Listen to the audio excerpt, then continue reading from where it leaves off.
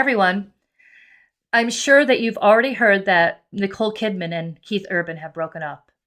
In this video, I'm going to break down the astrology behind it. I'm going to look at Nicole's transits, their solar return, and also their synastry, and the key points that really explain to me why the breakup happened. So I'm going to get started.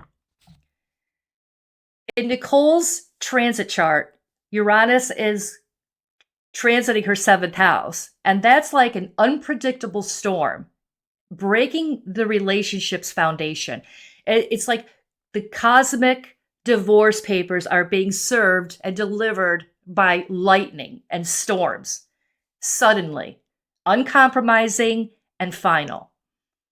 Now, not everyone who has transiting Uranus into their seventh house is going to get a divorce. And that's why you have to look at more than just one chart to make that determination. But it's the classic sign for divorce when you have Uranus transiting your seventh house. Also in her transit chart, the asteroid Union is conjuncting her south node. On her ascendant and in Keith's solar return chart, his Union is conjuncting his south node. This is like a cosmic guarantee of endings and the dissolution of the relationship, because union is about connection, marriage, and partnership. The south node is about closure, the past, and karmic patterns. It's the place where energy ends, and it's the place where the energy ends a cycle. So this combination already says that this relationship is tied to closure and endings and is fueled actually by transiting Mars, because you have transiting Mars now going over her ascendant and her south node as well. So this fuels the energy to make this whole dynamic happen. So her identity, it shifted in a permanent way. It's closure energy. The universe is saying, you've done your work here and the chapter is over. Because the asteroid finale conjuncts her IC in her solar return, and Uranus is also in the seventh house there, which means it wasn't random. It was karmically written, and this chapter of the relationship was meant to end, because the seventh house, where Uranus is both in her solar return and transiting, the seventh house represents committed relationships and marriage. Now, in their synastry, I noticed some interesting clues. His lachesis, Lamia, conjuncts her IC. The IC is the home, your foundation, your inner sanctuary, and lachesis is the death marker. Lamia is pain and trauma. So when their relationship ended, it wasn't just a breakup for her. It was experienced as a loss of home, of a real sense that the foundation had been ripped out from underneath her.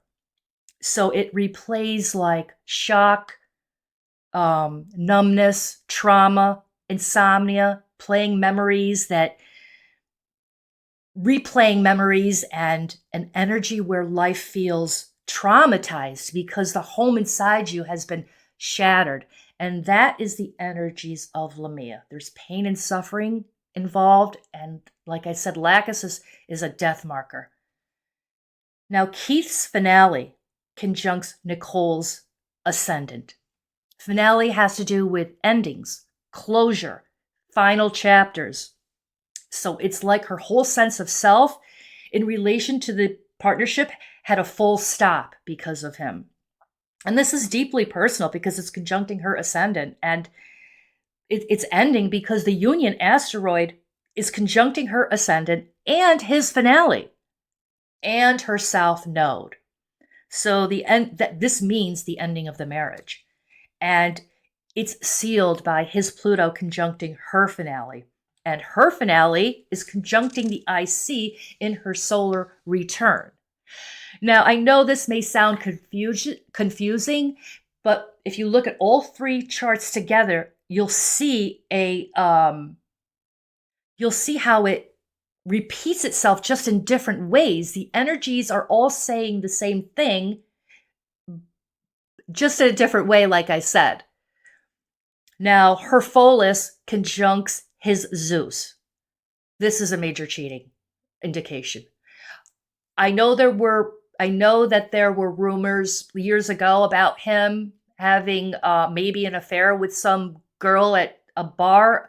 I'm not really sure because it happened so long ago. But if you are familiar with that story, let me know in the comments. His Mars conjuncts her Casanova. Now, did she cheat? Because Mars and Casanova together, this is another strong indication of cheating as well. So like I said, if you know, let me know. I don't know if anything has come out yet about why they have broken up, but this could be a very strong indication. Now, his Bilk conjuncts her Sun. This has to do with financial gain. I don't know if they have a prenup, and obviously both of them have a lot of money.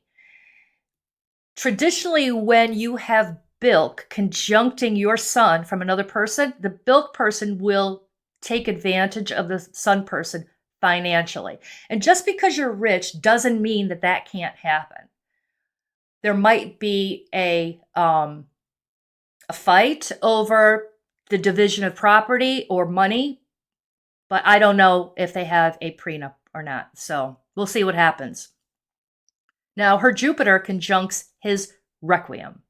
Requiem is the funeral for the dead, and Jupiter is expansion. So together, it's the astrology equivalent of, it's the energy of the funeral bell is ringing, and he is the one who rang it. So this was the official closure of the relationship or the union. And since his Requiem also conjuncts her midheaven, this was shown all over the world, way out in the open, so everyone could see it in the public arena because that's what the midheaven represents. So when you put all of this together, her karmic closure, the Uranus shockwaves, and the Synastry loaded with trauma, obsession, cheating, and the final funeral bell, this was a story that was always going to end up this way. And the charts always play out.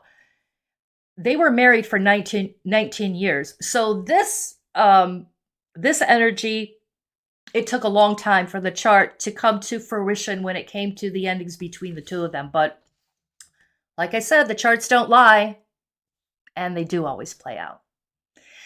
So that's all I have, and I will be back shortly. Have a great day.